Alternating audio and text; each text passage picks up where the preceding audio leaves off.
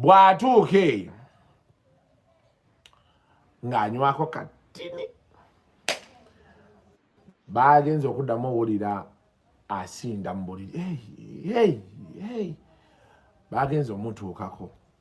Kitalo nnyo afudde omuzannyi wa firimu abasawo bakakasiza embeera nga bweri mu ddwaliro Dr. Jose Chameleone naye si birungi akatambike ngenda okubeera nga nkuwa mu maaso awo naye nga nkusaba subscribinga gwe atanaba kusubscribinga naawe atanaba kulayikinga vidiyo eno genda butereevu maaso bere nga mwanatu ogirayikinga kale maziga na nnaku kankuwe akatambi bwatuuke ng'anywako katini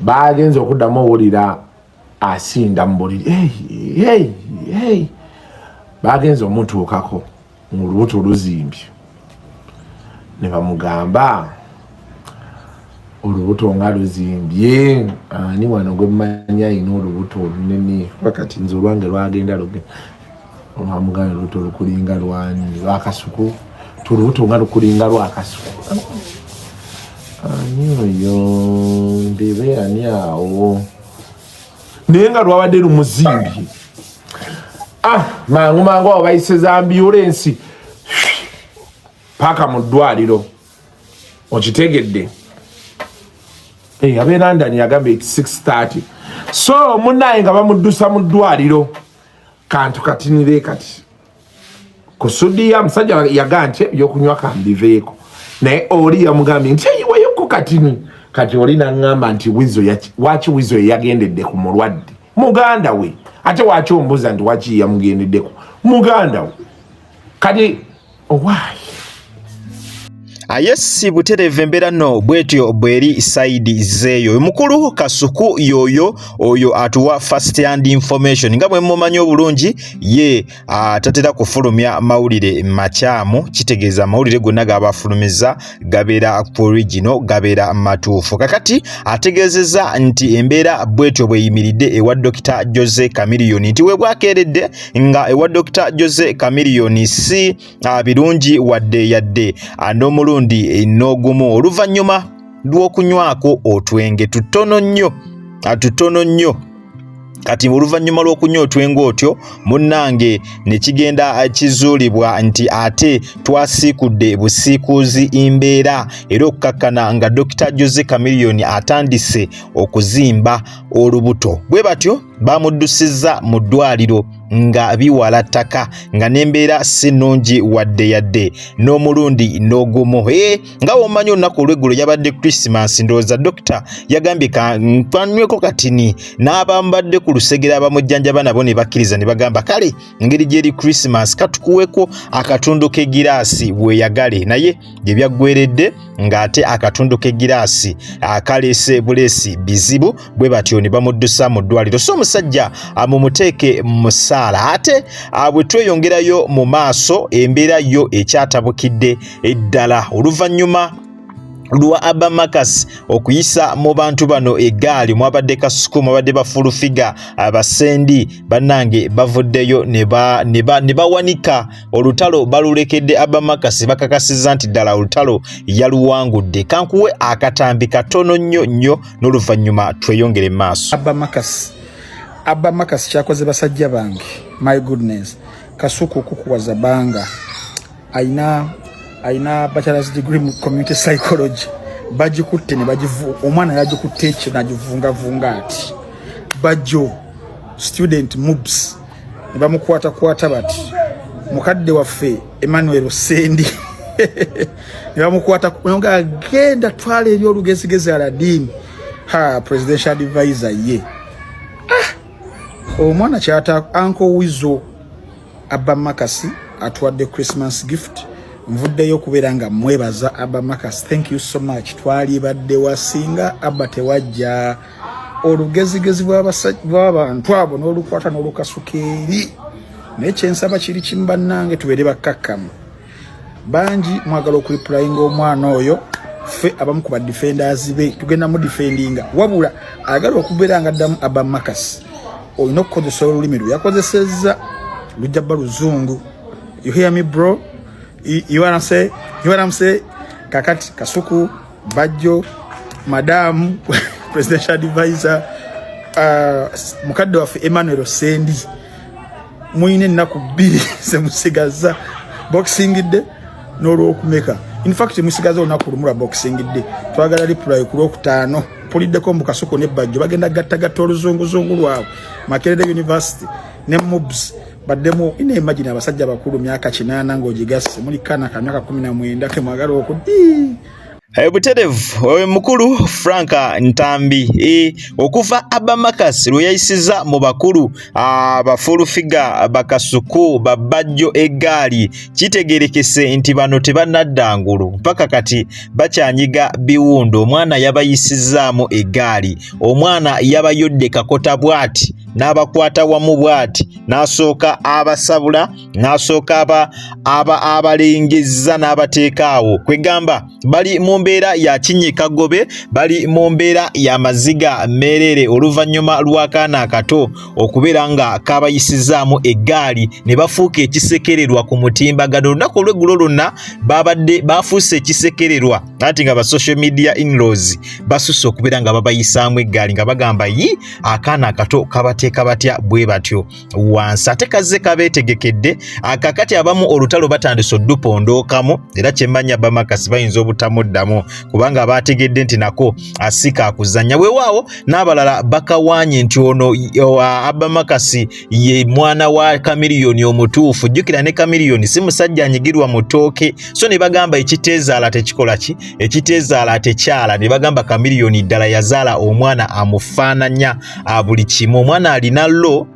Omwana alina lo nga Dr. Jose Kamiliyoni yennyini nnyini abwali. So embeera bwetyo abweri saidi zeeyo. Ate bwe tweyongerayo ko mu maaso amawulire amalala ge tulina sigannako tukeredde mu mawulire mabi nnyo nnyo nga bw'okiwulira. Kitalo nnyo, kitalo ddala ekya Captain owa The Ebons ono nga mbadde mumutegeera bulungi nnyo nnyo nnyo. Akankuwa katambi katono nnyo n'oluvannyuma komewo nkunnyonnyole. Mu mawulire ge tulinawo kino tekiri fantastic. Walina lillahi urrajihuna. Amawulire agatambula ku njegoyego za Chicken TV kiri confirmed nti omwana Captain Ricky afudde. Captain Ricky kinajjukirwa mu firimu za OMG yazanyanga kibanda emabega kaawo era yazanyanga ng'omusajja alina laavu emitima gyaffe gyennyamidde. Tuli mu kufukamira okwebaza omutonzi obulamu bw'abadde amuwadde era n'okusaba Katonda amusaasire biki ebyamusobako. Captain Ricky afudde. Captain Ricky kinajjukirwa nti Ebons OMG yakamala okucelebrating emyaka bufukunya ng'etuweereza mu industry. Kanate bwe tuba nga tuviiriddwako omusajja omu ku bateeka ettoffaali ery'amaanyi ku OMG, twebaza Katonda olw'obulamu bwe. Kye kyokka kye tuyinza okwogera. Omukama agumye famire ye, abaana taata ne maama. Walina lillahi urrajihuna. Ayesi buterevu tukeredde mu mawulire gannaku, mawulire si malungi ag'omukulu oyo Captain Ricky. Captain Ricky abadde muzannyi nakinku nnyo mu kibiina ekya The Ebons. Mubadde mumanyi bulungi nnyo abantu oyo omusajja y'omu ku baatandika ekibiina ekyo era nga abadde alina ettoffaali addene nnyo ku kusituka oba okumanyika kw'ekibiina ekya The Ebons. Abasinga mumumanyi bulungi nnyo mwabadde abatera okulaba emizannyo gya The Ebons. Kyanaku nnyo nti atugenzeeko, njagala nkulage ku katambi katono nnyo ku bimu ku byabadde akola ki, ku bimu ku byabadde azannya gw'atamutegeera oyongere okubeera nga abwotyo omutegeera. Kanka kuzanyiremu seconds ntono nnyo.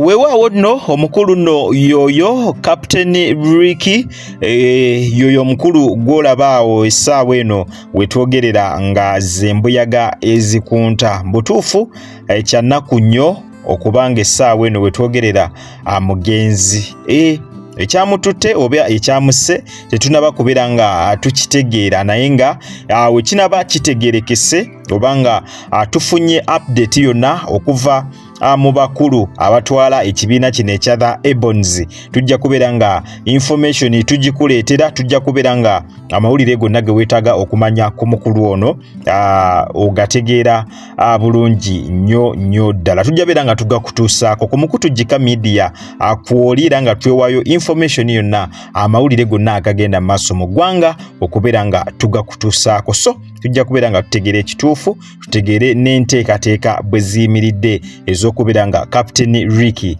aziikibwa, era tujja beera nga nazo tuzikutuusaako nnyo. Omwami ono abadde muzannyi w'amaanyi nnyo, abadde muzannyi nakinku, ate abadde talented nnyo nga bw'okiwulira, era bw'obala abamu ku bazannyi abasinga okuteeka ettoffaali ku kibiina kino ekya The Ebonies, oba mmwe okulaba nga The Ebonies eri weeri essaawa eyo, omwami ono y'omu ku nsonga lwaki Ebonies eri awo weeri, lwaki Ebonies emanyikiddwa, lwaki Ebonies byebimu ku bibiina ebizannya ebinnauganda ebikyasinze wano mu ggwanga Uganda. So abadde n'ettoffaali addene nnyo ku kibiina ekizannyi eky'ebinnauganda ekya The Ebonies. Bagasseeko ettoffaali ddene, ng'oggyeko n'okubeera nga bagasseeko ettoffaali ddene, be bamu kuba introducing ebyo ebintu by'okuzannya ebinnauganda wano mu Uganda, ekitegeeza ba-inspiring ebibiina ebirala bingi nnyo, okugeza ng'aba Romantic Entertainment, bano basookawo aba Romantic Entertainment n'ebibiina ebirala. Ekitegeeza bibiina bingi nnyo ebyayigira ku bo, ate nabyo ne bijja ne bibeera by'amaanyi nnyo olwa foundation The Ebonies gye yateekawo n'abazannyi baayo bano bannakinku. So wano ku Gika Media tugamba bugambi nti omwoyo gw'omugenzi Omukama agulamuze kisa, n'abafamire ayongere okubeera nga mwanatu abagumya, naye ng'embeera yo bwetyo bweri sides eyo go si mawulire malungi wadde yadde n'omulundi n'ogumu, era nga tetumanyi kiki bafamire kye bayitamu, naye nga tusaba kyonna kye bayitamu Katonda asobole okubeera wamu nabo, abagumye basobole okubeera nga bakiyitamu bulungi nnyo ddala nga bw'okiwulira. Updates tujja beera nga tuzikutuusaako, nkugambye